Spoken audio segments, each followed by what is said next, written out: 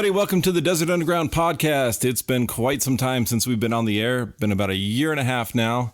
And we have had a lot happen in the last end of 2019, all of 2020. I'm here with my co-host, Brian Holm. How you doing, Brian? Yeah, I'm pretty good, Dan. Good to see you guys again. Is it? It really is. After this year, it's really good. Fantastic. We're glad to have you back. We're glad to be up on the road again, doing interviews. And today we have the illustrious, amazing Chuck Bolt. Hi there. I don't think I've ever been illustrious before. Oh, you're illustrious, man. So I met Chuck a long time ago, probably about 4 years now. Yep. At open mic, pretty huge into the open mic scene, I guess you could call it. Absolutely. In our hometown here, we have a great scene as far as music goes, and Brian is part of that. Yeah, I don't know if I would say just the open mic scene. I kind of feel like Chuck is like the godfather.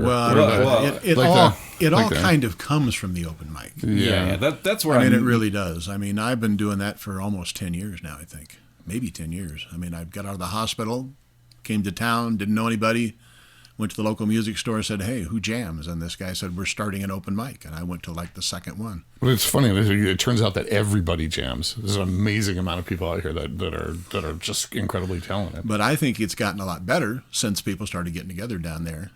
And just having that be every 2 weeks, you know there's going to be music going on. Right. I mean, bands have gotten started. People have gotten married on stage. Right. You know, I'm playing with all the people I'm playing with now just because of the open mic. There wouldn't be a Waz without it. I feel like Chuck is like the angry grandfather of the entire local music scene. Angry? Angry, lovable grandfather of the music scene out here. Grumpy, I'll take. You kind of want to have a little bit of angry in your rep, you know. Oh yeah, I'm playing a song that's fairly angry today, so. But that's where I met him. I know you were definitely a musician way before then. Tell us your story. Tell us what you're about. Because yeah, same thing. I met you through the open mic. So it's such a long story. Well, you know, the condensed version, and we'll ask and try to push it along.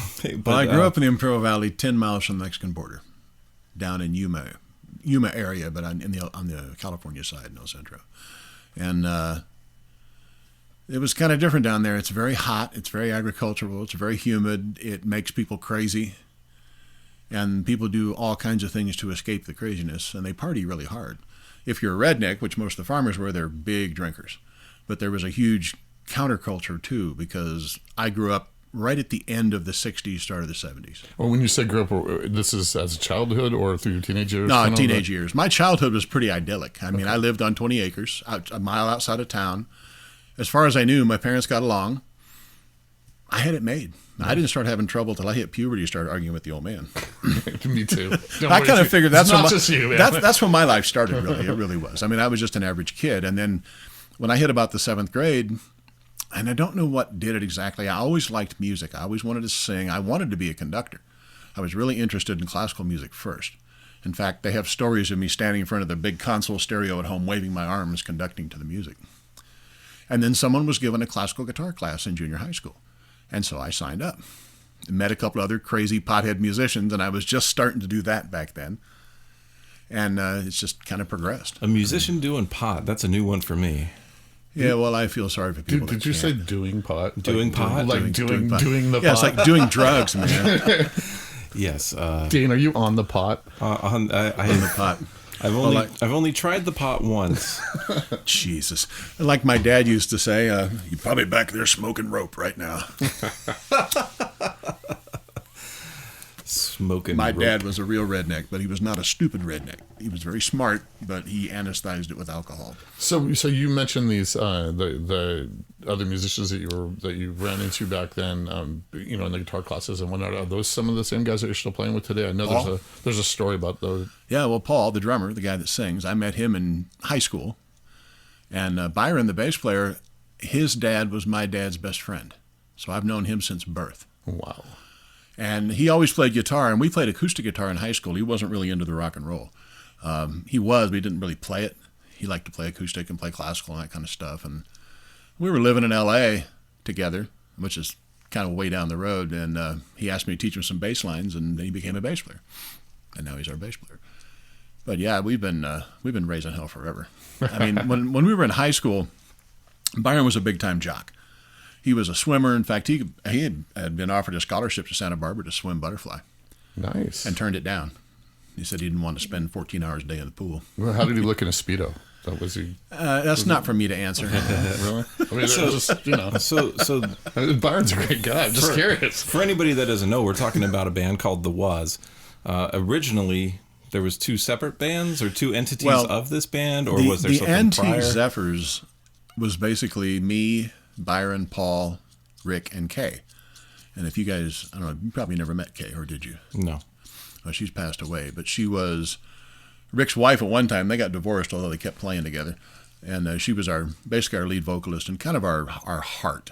And so that was the Antique Zephyrs, which were a bunch of old farts. So we've been doing it forever, and we just kept doing it. And I was driving a truck for a lot of years, and we got together once a month on practice weekends, and then we played once every summer for Blue Moon, and that was it. Really? And Blue Moon's get together out at the Blue Moon Ranch. It's a little private music festival we do. It's like our own little Woodstock up in the mountains. And I've been. Yes, these guys have been, wonderful. But it's not really open to the public. Right, and it's probably the coolest, raddest, most. It's a musical family reunion. It's just people from all over the country.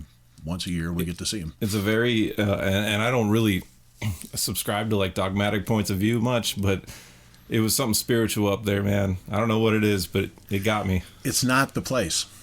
It's the attitude. Yeah. And the attitude we've been, I'm an old hippie. I was raised on Jimi Hendrix, Eric Clapton, and the Grateful Dead. And I like their model for how they do things. You get a bunch of people together, you have a good time. Okay, you do this, you do that. Yeah, you run the lights. Go figure it out. I don't care what you do, just go figure it out. Yeah, be the sound man. I'm not going to tell you to be the sound man. Read, learn, do it. And pretty soon, if you're playing with all your buddies, everybody starts getting really good at it and working together really well. So the Zephyrs did that for years. And we were always really small, no commercial potential, no aspirations except to keep playing, play for our buddies, and do a party once in a while. But it's an all-inclusive, everybody that shows up gets to play kind of thing. It's not like we're a bunch of pro musicians going, you missed a note, you missed a chord, that kind of stuff. It just didn't exist. In fact, the Antique Zephyrs weren't that great a band. I mean, we had our moments, but we had a hard time getting through a set without some kind of major disaster. And then when I got here to Ridgecrest, I got sick. I was a truck driver for almost 20 years. I was a real serious musician when I was young. I wanted to be a rock and roll star. But I got to be about 35 years old, had been to jail, all kinds of other stuff had happened, and it wasn't working out. So I started driving a truck. Well, let me back you up there. Did you, any of this time when you were serious about it, in your younger times, did you record anything, get anything out there, play any bands that had made any we had a connection with Sony Records so that we were actually getting demos submitted, and they kept telling us submit more, and they never bought anything, and we finally gave up. That's as far as we got. We were fairly big in Ocean Beach for a while there playing live. That was actually before the Zephyrs. That was another band altogether. Zephyrs didn't really happen. Me and Paul were playing with a guy at the beach who turned out to be a lunatic. I won't even go into it. Hope he doesn't hear this. He's not a lunatic anymore, but he was young. But the whole Antique Zephyr thing just happened because we had no one to play with. And it's like, all right, Byron will play bass, Paul will play drums, I'll sing. And then we started adding people, and then Rick started playing harp. First he was our drummer. And then we finally talked Paul into playing with us because Paul was always wanted to be a professional, and he didn't take us serious. So he was trying to go do his own thing, and it just didn't work out either. So he ended up playing with us. But then when I got here to Ridgecrest after being forcibly retired from truck driving, well, this is the long story. First, I'm working every job I can back in Ocean Beach. I'm trying to make money. I've got this girlfriend. We're talking about getting married. All this stuff is going on. I'm just scrambling. So I get this chance to make a whole bunch of money doing something illegal. Running weed from Arizona to Florida. Yeah, I got one of those stories too. So I got away with it. I'll let you tell yours, and I'll just. I got away with it. I got away with it for a couple of years, right? And I thought I was a big deal. I thought I was kicking ass, and I got pulled over in Louisiana. That's a great place to get pulled over with a truck full of weed. 60 pounds of pot. 60. Well, 59 actually. That's an even better story. 59 pounds of weed and. 59 pounds, 15 ounces in a bowl. And I remember this detective It said, boy, you're going to do 20 years in the sugarcane fields. Scared the hell out of me. Did he really call you boy, too? Like, boy. Hey, those stereotypes are there for a reason. I mean, when I was a truck driver, I'd turn off my damn CB going through the South because I couldn't stand to listen to this stuff. That's after the fact anyway. So it was interesting because even though I was in jail, I was the only... It was a really small jail, right? And I think the parish, they didn't have counties in Louisiana, they have parishes. The parish seat only had 2,500 people in it. The sheriff was illiterate. He actually could not read. I used to help him do his police officer homework. Ridiculous. I'm telling you. I was 27 and I'm 64 now, so this is like 83. This is like the plot of a Michael J. Fox movie. Right. No, I was going to say there's a book in it. Basically like Josephine's been trying to get me to write a book forever. What is that movie with Morgan Freeman in it? Oh, The Shawshank Redemption. Yeah. No, I think you're just remembering that movie. This isn't nearly that exciting. So yeah, they pull me over and they find the weed, and I'm from California, and they know, and they think I'm a big time drug dealer. And this is early 70s, or this is 83 maybe. Okay. Are you flicking a lighter? Yeah. Oh, I was like, what is We're that? trying to figure out what that sound was. Play with myself. We're trying to be trying to get the professional. chronology right here. Let's see, when was that? Yeah, that's about right. So they haul me down to the police station. I can't help myself. It's a drummer thing. I'm always tapping on stuff. Get me down to the local sheriff's office, and this big old sheriff comes in and goes, boy, you got 59 pounds of weed there. You know, in Louisiana, it's a misdemeanor to have less than 60 pounds. But I guarantee you, we get to court, we're going to have 61. They locked me up. And I tell you what, that's a really interesting sound when they clang that thing closed. Yeah, it's you hear about what it's like. It's a very lonely sound. But you don't know what it's like until it happens to you. Yeah, I've been there.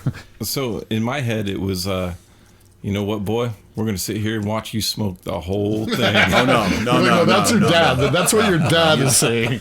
Nah, it's not like that. This is like they think I'm they think I'm part of some drug cartel because I got a lot of weed. We're showing you're a California boy, right? And they think Louisiana. So what they're trying to do is get money, right? It turned out there was an illegal search and seizure. I mean, they just pulled me over and searched the car. Doesn't really matter. You know, I get up there in the jail. Louisiana. First thing I do is start talking to all these other guys with the big eyes looking at me in this cell. And, okay, what's the story around here, you know? And my dad tries to hire this lawyer, and he talks about how we can beat it because it's illegal search and seizure and all that crap. And they sent me up for a bail reduction hearing, right? And this lawyer, this bail bondsman wanted the bond, so he sent this lawyer to represent me. And they set the bail at $250,000, and they actually found or planted a pay receipt from a Baton Rouge state trooper in my briefcase. Good. I've never been to Baton Rouge in my life, so they're trying to screw me and him at the same time. So you're literally looking. I'm looking at 20 years. Yeah, in jail. You're like, holy shit. So I go back to the cell, and I think, well, I start asking people, like the jailers and stuff, hey, what's the story of it? It said, boy, nobody's been found innocent in a jury trial here in Rayville since 1948. Is that the name of the place? Rayville. It's near Monroe, Louisiana. So I'm weighing on my head, called Dad, said, fire the fucking lawyer. What? I said, fire the fucking lawyer. We ain't going to court. And I sat up through a couple of weeks just trying to figure out what to do and not knowing, no communication. And this lawyer from the bail bond hearing came back to see what was going on. And I told him, and he was a funny guy. He was a tall, skinny guy that chewed on these big Honduran cigars because his wife wouldn't let him smoke them. And he hated Louisiana, but he had his law degree there, and Louisiana is not reciprocal. Louisiana's law is based on French Napoleonic law, unlike any other state in our country. So he's kind of stuck there.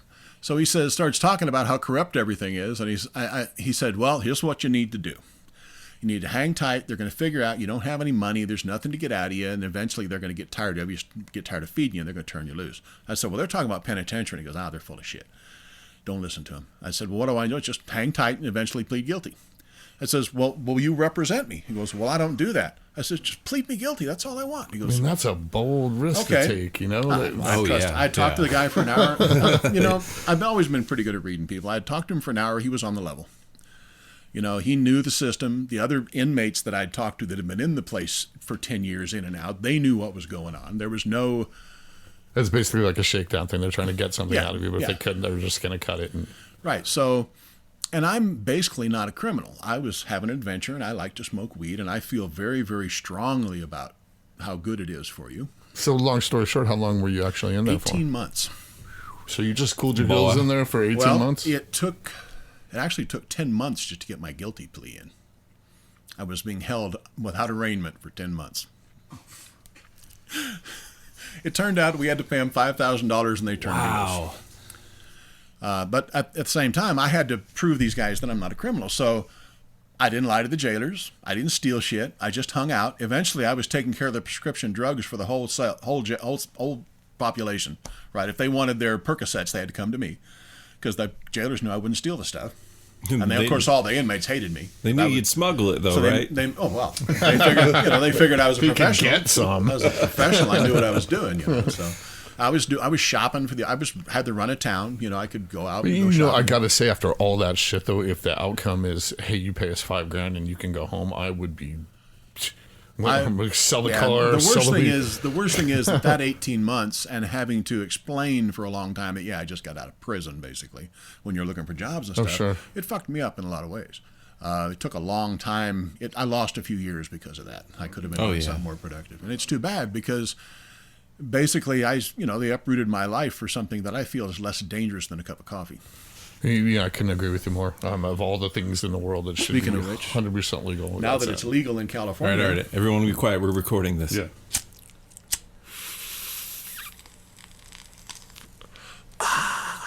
You even got the little burn, didn't you? So while you were in there, was there like an old beat up guitar in the corner you could play? No, I actually, after a couple of months, I had somebody send me an old manual typewriter and my classical guitar. And I had a classical guitar the whole time. I basically played blues on it. Well, tell me that you've got a blues song called 59 Pounds. There's got to be one, right? No, I don't have one, but I do have one called 41 Hours, which is how long the train ride took to get back. Okay. 59 pounds and back. So anyway, I'm talking to my throw dad. Me up. Yeah, right? So Dad's giving me hell about being stupid enough to get caught doing something as stupid as running weed because there really wasn't any money in it. And he says, God damn it, you'd have made more money driving a truck. And when I got out of jail, I thought, you know what? The musician thing's going nowhere. This is not happening. They don't want what I got to say. I don't look good in spandex, so fuck them. So I'm going to go be a truck driver. Brian, on the other hand. I was going to say, this is about probably the exact same time, like 85, 86. I was looking damn good in spandex. I'm just saying. I've seen the pictures of you with the big hair, dude. I have yet to see these photos. I want to see these photos so bad. Tom's got big hair photos too, Really? Oh, yeah, from big hair fucking rock and roll band. So... It's so funny too. He's such a company guy now. So wait, I don't want to interrupt you. I know Dane's probably got a lot of things he wants to talk about here, and I know you do too. That was a great start for this. We do have time to think of. You want to go ahead and play us a song? You got something that you want to get out?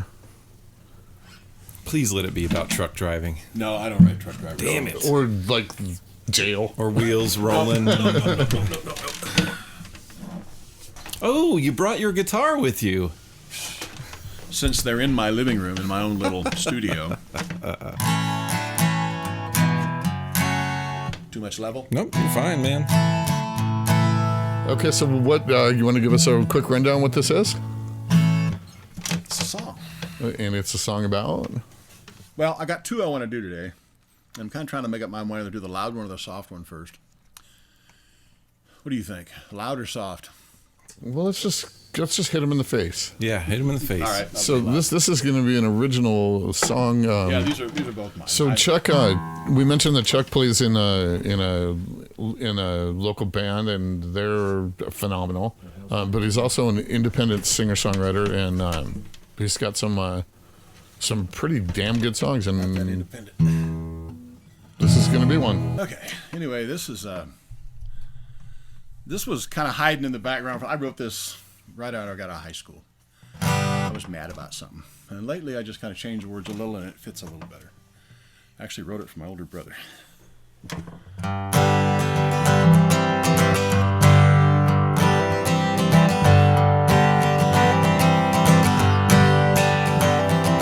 look real satisfied with your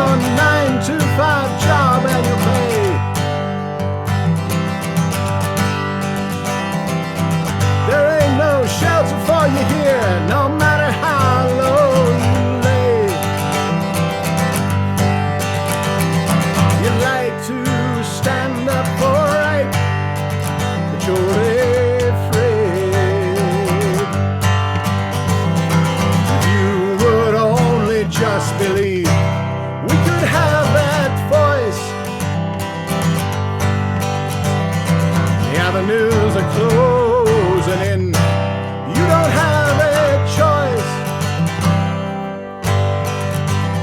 The children don't believe all those television lies anymore.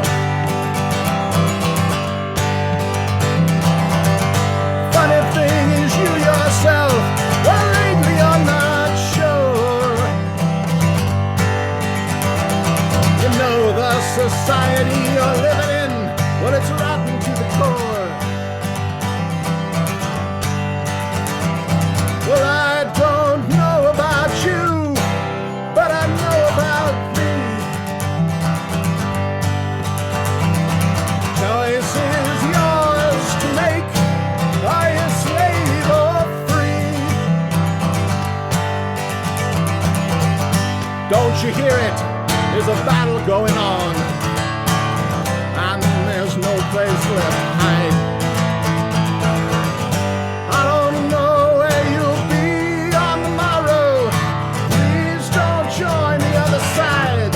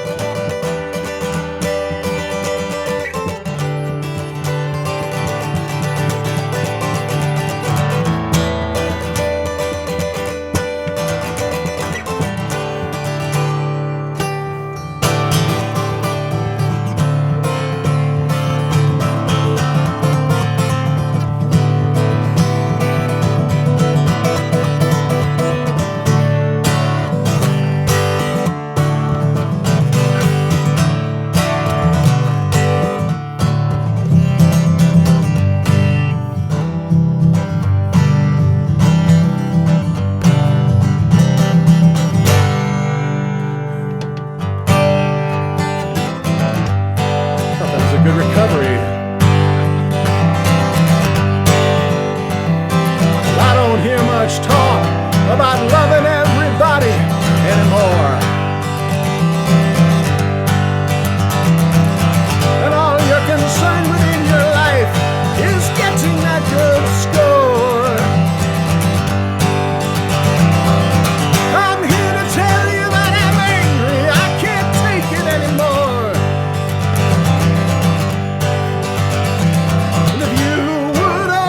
Just believe we could be that voice. And the avenues are closing in. You don't have a choice. Here we go. Don't you hear it? There's a battle going on, and there's no place left to hide.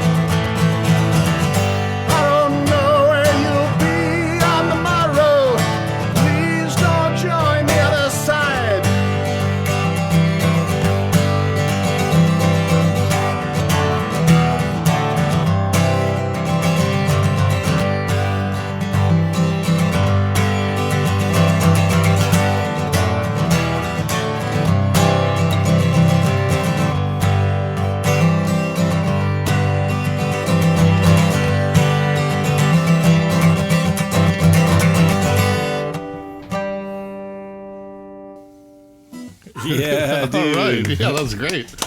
Well, that really had a kind of a Dylan protest song kind of vibe to it. Well, I wrote it back in the 70s, so Yeah, it definitely had that feel to it. And right now is a really good time for protest songs. Yeah, I agree with that. If the election had gone a different way, I'd be writing a lot more of them. Well, you know that was just really aggressive. I mean, that was for a folk song. That's a workout. Yeah, it's a workout. It's as I get older, those things take more effort. Yeah, thank you so much. That was lovely. I really liked it. Did you say lovely? Lovely. That's new. Absolutely lovely. That's lovely. It was absolutely. I have love in my heart these days, man. Chartreuse. In fact, the Waz is probably going to start playing that. Oh, nice. Tom likes it, and we've started going over it. And the band will do it a whole lot different than I'm doing it there. Yeah. Well, it's got a lot of energy. I think that you guys could put with the array of musicians you guys have, you could really put a wall behind it. Oh yeah, absolutely. My main interest in all this has always been songwriting. That's what I'm in it for. When it comes to the band, I almost never bring other songs to the band. I just wait for them to ask me to do one of my originals. I never bring them. I never go, hey, I want you to do this. It's like they almost have, and they don't really even know that probably till right now. Yeah, cat's out of the bag, but So I'm just happy to be able to do them, and they do my songs better than anybody ever has.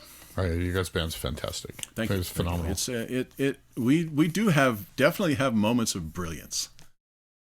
Hey, so speaking of bands and songs, Dane, he probably doesn't want me to say this, but I'm going to. Dane's about to release his first full-length album. It's true story. Yeah, it's almost done. It's about to come out. I actually have the current mix queued up. Oh, good. I know if you want on your podcast or not. Maybe. Yeah, maybe we can. Maybe we'll record it after and maybe drop it in or something. Yeah. Maybe.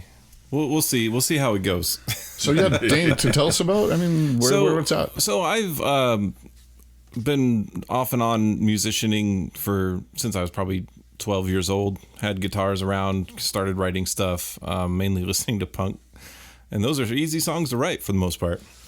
And I started going to open mic 4 years ago where I met Chuck, and I think I met you through that too. I actually met you at the fairgrounds when I was playing in that blues band with Chuck. Oh, that's right. As a matter of fact.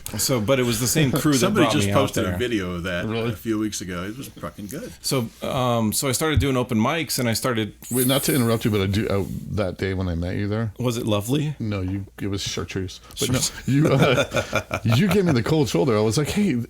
Someone was like, hey, there's that new guy Dane. Okay, and I was like, hey, new guy Dane, and you gave me the I'm tough and I got tattoos. Full disclosure, I don't remember meeting Brian that day. I remember seeing him but not meeting him. The first day I remember meeting Brian was our friend had us meet in the park, a mutual friend. At high noon. And that sounds like some kind of weird liaison. It was behind the handball courts. And we ended up jamming some Social Distortion songs at lunchtime. Oh fuck, I forgot all about that. And I was like, this guy is such a fucking dick. The whole time I was like, what a fucking dick, man. Because you're all, what key playing in? That's not important or anything. Why don't you fucking sing it like you mean it? Why don't you fucking punk rockers. I was like, who is this fucking music theory? Who needs this that asshole? And he's over the years grown on me and like a virus over the years. You make it sound like you've known each other forever. It's been like 5 years. It right? feels like forever, man. Like we've been on trips to Austin together. We go on vacation in Hawaii all the time. Austin used to be a great town. Wait, no. Chartreuse. He's lovely to be around. Yeah, so at this point, he's a better ping pong player too. It's true. So we have actually had a championship. Yeah. Come on. All right. That's all right. I'm kicking his butt at chess. So I started doing solo songwriting, and I had a few jammers from the past 10 years or so, and they weren't really jammers. But what's a jammer? When you're listening to it, you're like, man, this jams. That's jammer. Okay, thanks. Just want to be clear. Well, good rock and roll is hard to write. Well, yeah, the jammers are harder. You think about trying to write something like Brown Sugar.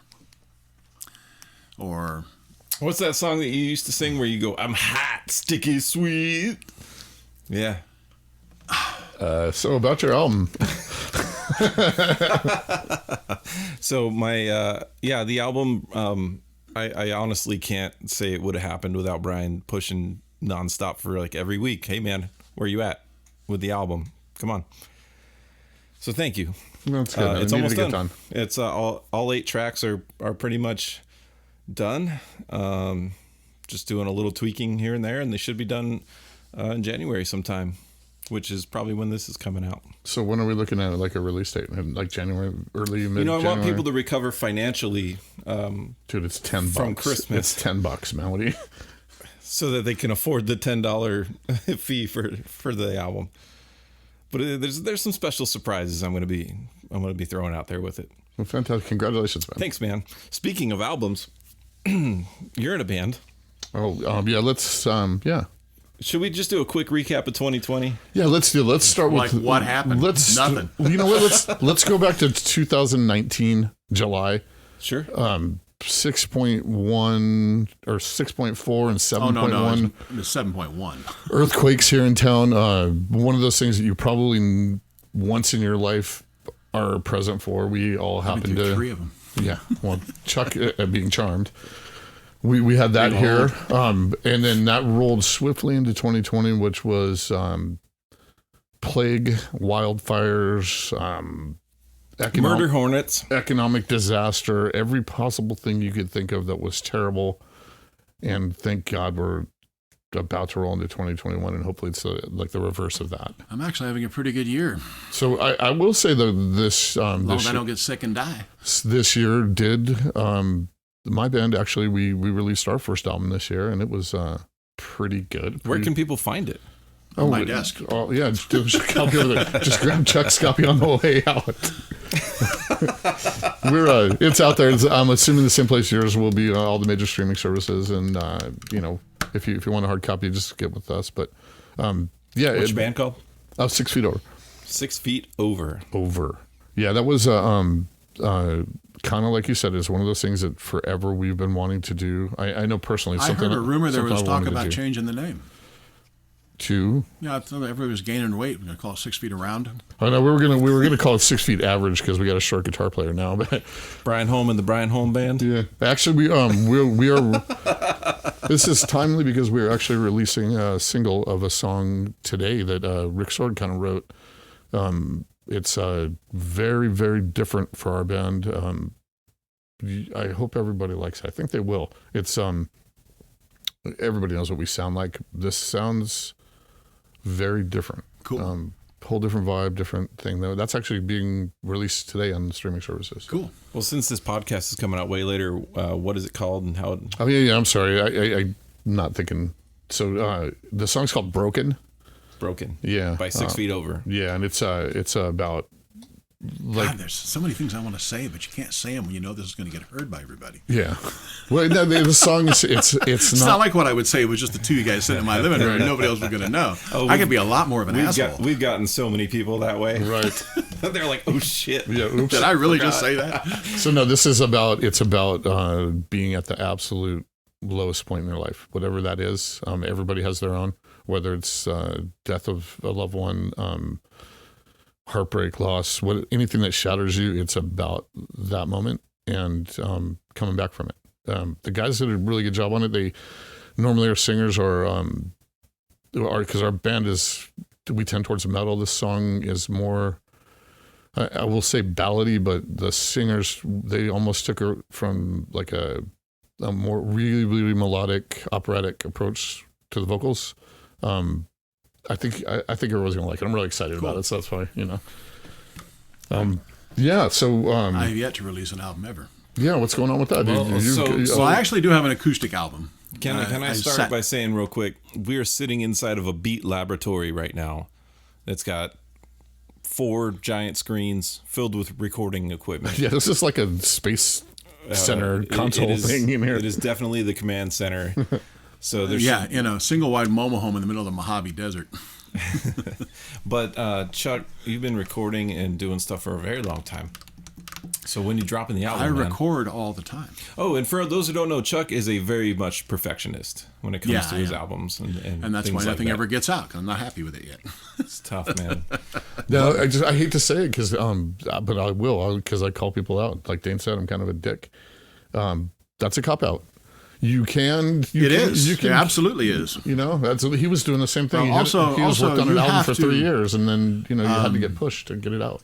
I know what I want. I'm not getting it yet, and there's some things I need to do to get it. Story of my life, man. So when I have, I'm not. I always figured if I can please myself, everybody else would like the stuff. So if I can please myself, that's my goal. And if I don't please myself, then it's my friends and me will hear it, but that's all who's going to hear it anyway. That sounded very sexual. Yeah, there you go. You need to please yourself before you please other people. It is. Actually, when it comes to sex, when it comes to sex, you're better off. When it comes to sex, you're better off you please them first. It pays off. Because I'm hot, sticky, sweet. What's the next line? Chartreuse. I know you know it.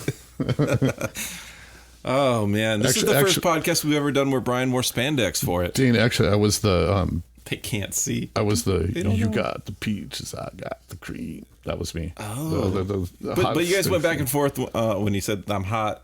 Yeah, we did. Yeah. Nobody knows what we're talking about. Thick ass sweet.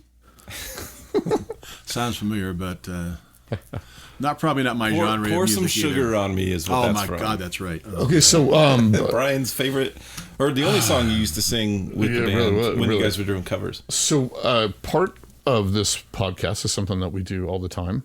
Well, we don't really do it all the time, but it was something I was trying to work into the regular rotation before. Is whoever the guest is for the week has to give us a Christopher Walken impression.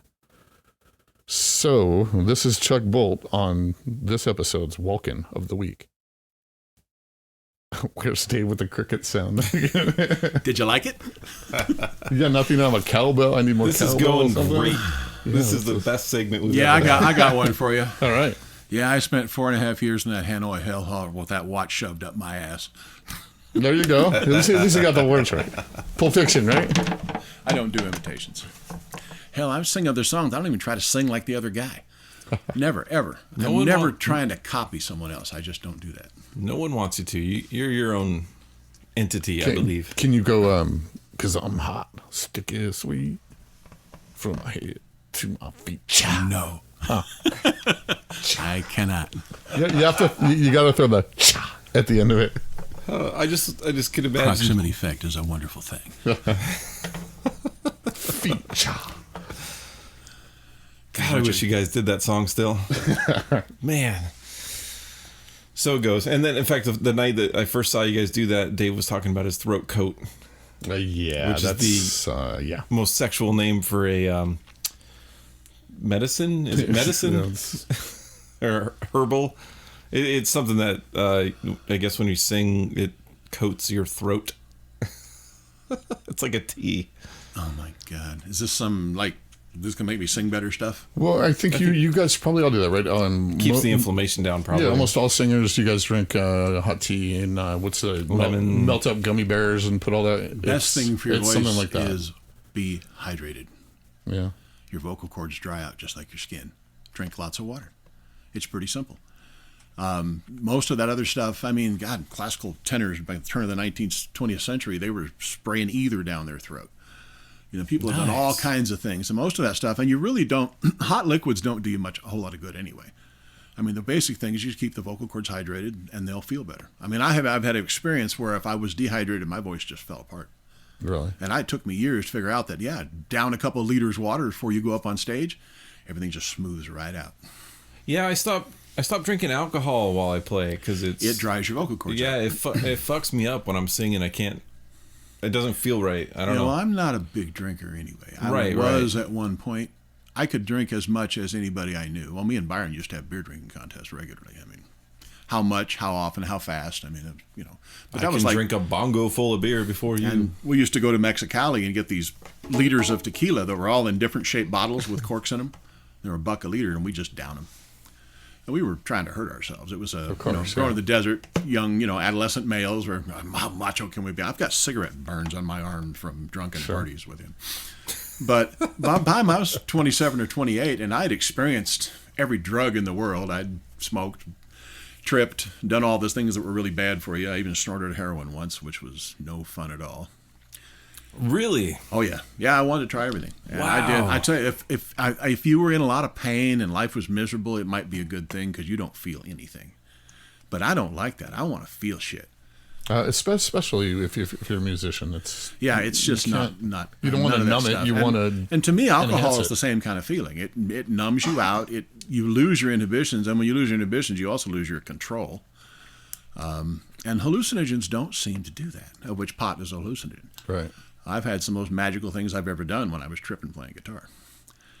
Did you ever see that Family Guy where they got really high and played music, and then it was rainbows everywhere and things like that? They were all hippies, and then it cuts away to they're just fucking just terrible. awful.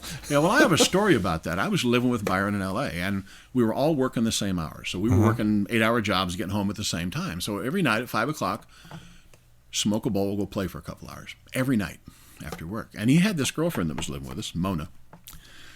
And over the course of 6 or 7 months, she says, I've noticed something. You guys play better when you're stoned.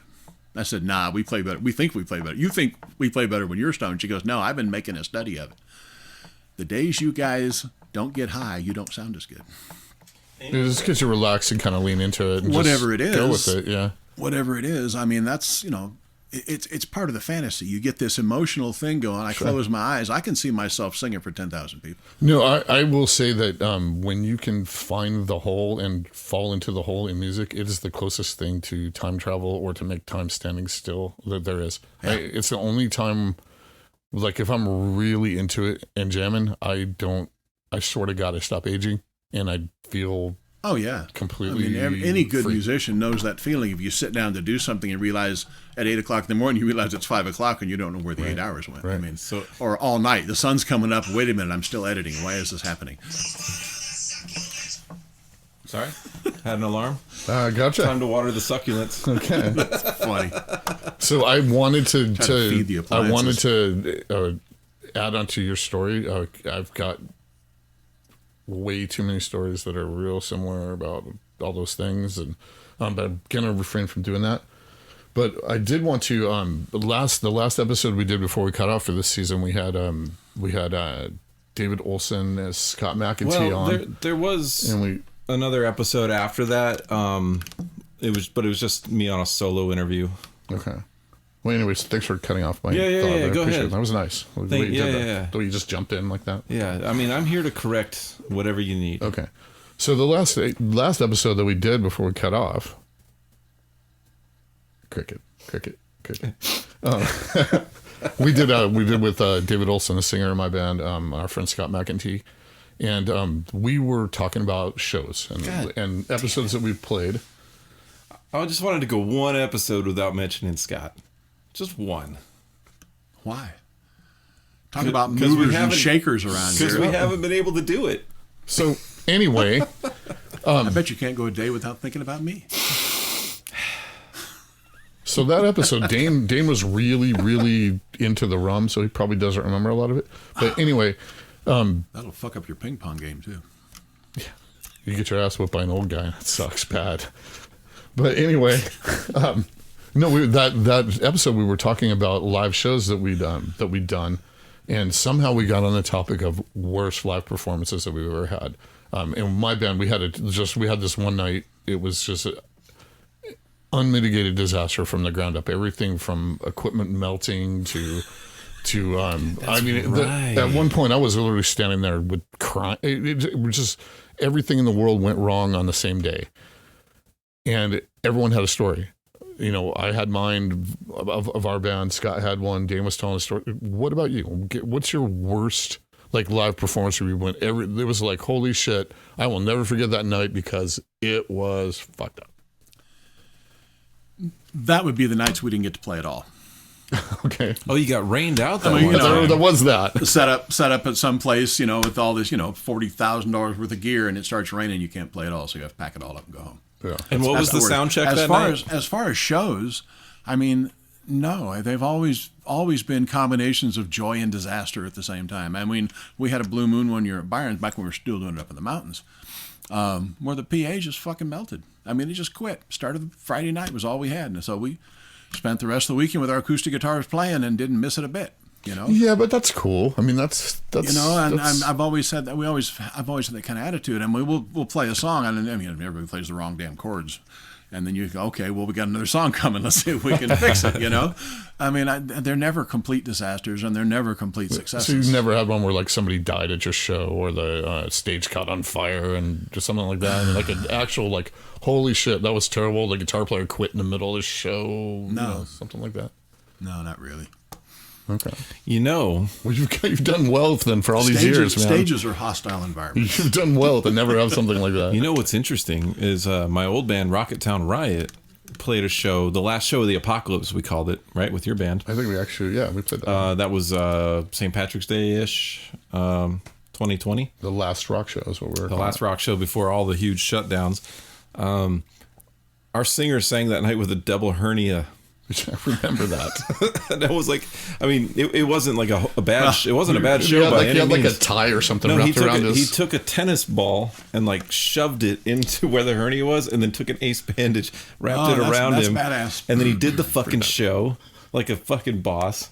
And then he left and was like, "I'm going to the hospital." Give shout out to Will. Well, Yeah, Will. Now, I once played a show in high school where I had the flu so bad I actually had to sit down on the stage because I couldn't stand up, or I'd pass out. So I played that show, and then we were doing. Actually, it was an Antique Zephyrs show back when the Zephyrs first started. I had punched a guy. Long story.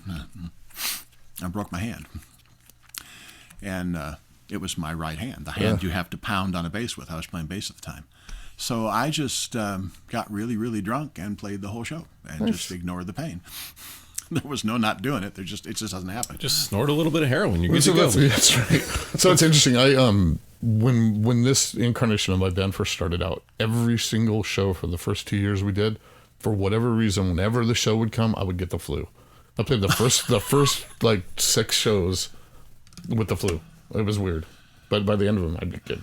I think the worst thing, I won't say worst, but it's sort of memorable.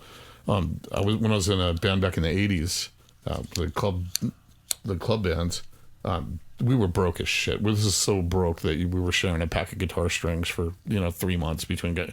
Oh, I'll put a B on there and just tune it really high, 'cause, I've been there. So, yeah. Somehow I like broke my last pick or whatever during warm up, so I played the entire gig with a quarter. Oh, So Brian breaks picks like crazy though. I've never seen can't break the nylon ones. I've never seen I drop more 'em. broken picks than at your station in your practice room. I'm like a Johnny Appleseed. Break a pick when I'm playing live and I don't have another one. I just play with my fingers. Yeah, I think I just make it work. I look at it like if I leave a trail of broken picks everywhere I go, maybe one day they'll sprout into little guitar trees. Johnny pick seeds. So Chuck actually dropped his pick during that last song, but you didn't know, did you? No one knew. People used to pick them up for me. No, I noticed it. Well, yeah, but I didn't want to ruin the motion there. right in front of us. Well, So- our singer has a long history of singing sick. Which singer? You guys have 8 singers. Clarion. That's true and very unfair. How can you have one band with 7 great singers in it? We keep telling her she's the lead vocalist. She goes, I don't want to be the lead vocalist. And I said, no, you can sing. You're not playing anything else. You're hot. You're the lead vocalist. I think she does want to. I think she wants to be. She's hot because she doesn't know she's hot. Oh, we're back Yeah, to she that does. topic Back to that again. topic. Yeah. Anyway, I still don't agree with you 100%. So- I think if she knows she's hot, here's my theory, Chuck. I love that she's going to get to hear this. So basically, somebody's hot when they don't know they're hot. That makes them even hotter, right? Like you're like, man, you are so hot. And they're like, no, I'm Well, not. I think a better way to say it is they don't use it. Right, and that makes it even hotter. it's still like Dane's kind of hot right now, right? He's very hot. But he's playing it up. He knows he's hot. I'm like Tell you Hansel. what, I got to tell you, It's so hot right now. So hot right now. I'm a blessed individual because all the women I know are hot. Oh, Chuck. And Dane. Yeah, well, that's pretty Oh, you. So you played us your aggressive song earlier. Are you going to play us another one that you said is a little more I mellow? got or? a quiet one. Okay. And what is this one about? They used to ask Bob Dylan what his songs were about, and he'd say, "What does my it mean God. to you?" He's that It's guy. like getting a I- fucking answer out of this Well, guy. I'll tell you a story about that. I'll get you guys to shut up. Like to hear it go.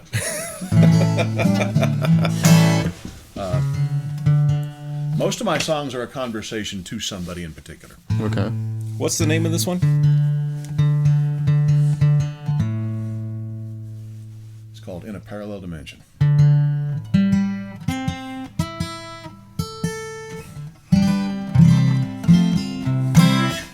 That's right. But it's not always the same person through the whole song. Okay. And it just wouldn't be fair to say I wrote this about so-and-so, because it's not really that way. That makes sense. People give me ideas, but they don't really have a point, except that it's a conversation I'm having. This kind of song, anyway. I mean, the other one was definitely had a point. This is just I'm just talking to someone that I know. Andy would call it a whiny boy song. Okay. You guys want to do a podcast? You should get hold of Andy Stanford. Because he would definitely give you a ride. All right. So this is Chuck Bolt, and the song is called "Parallel Dimension."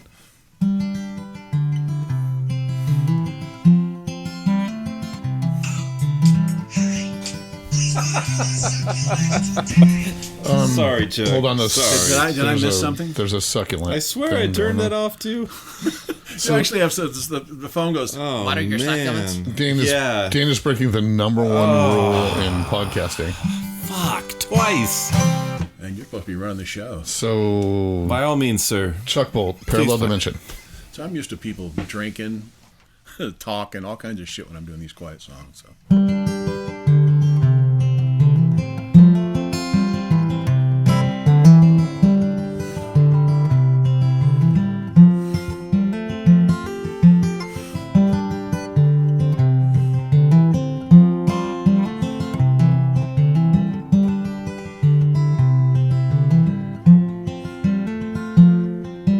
I don't know what brought me to the place I am tonight, why I found my inspiration here, gazing up into the blackness shining bright, all my indecision disappears. The world outside is cold, the anger and the pain, peaceful dreams that never get to grow. I am so saddened by what passes for humanity. We've all got a long, long ways to go.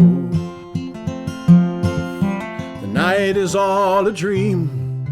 I never want to wake, and I want nothing but your smile. You're always a million miles away from me. It's always so far coming home. And maybe someday, in some parallel dimension, baby, oh, that light comes shining, and we can stay. And all the times I've seen you wishing yourself gone, not wanting to be anywhere at all, I pray this illumination that I am always sending helps to keep you from that final fall. I always want to see you dancing in the night, shining bright for every heart to see. You're always a million miles away from me, and it's always so far coming home. And maybe someday, in some parallel dimension, baby, oh, that light comes shining, and you will stay.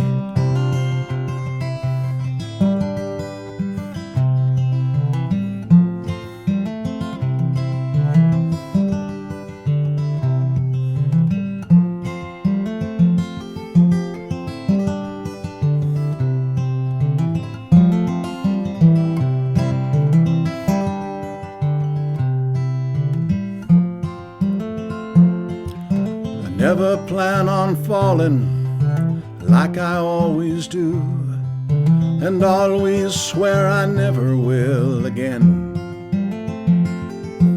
I can stand love calling, and I can stand the flame, but there are words I will never say to you. You're always a million miles away from me, and it's always so far coming home. And maybe someday, in some parallel dimension, baby, Oh, that light comes burning, it shines right through.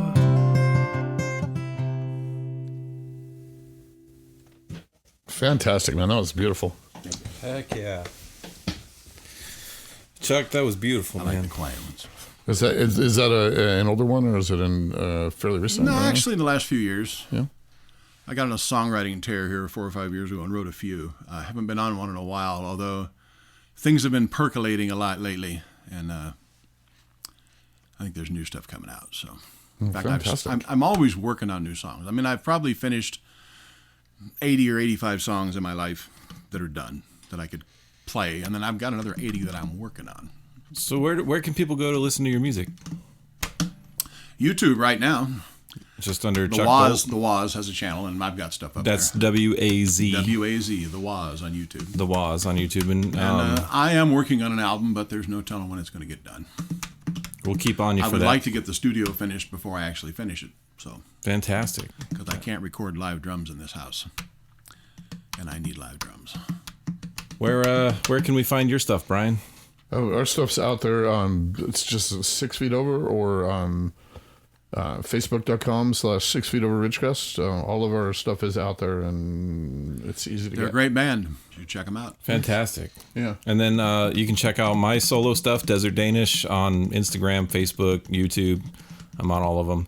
And then this podcast is now being distributed on iTunes, Spotify, iHeartRadio, anywhere you listen to podcasts, pretty much. You can get the Desert Underground podcast. We appreciate everybody listening. Thank you so much, Chuck. That was wonderful. Thank you for doing this. It was great to have you on as the first guest of the new edition of this. This is The new millennia. This is going to be a very different thing as we go with this. It's Well, we're going to go mobile. things have been dark for a long time.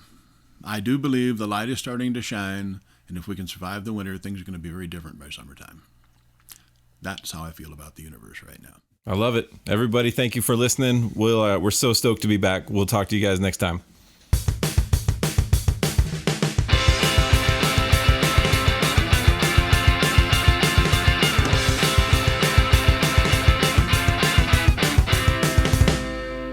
How did he look in a Speedo?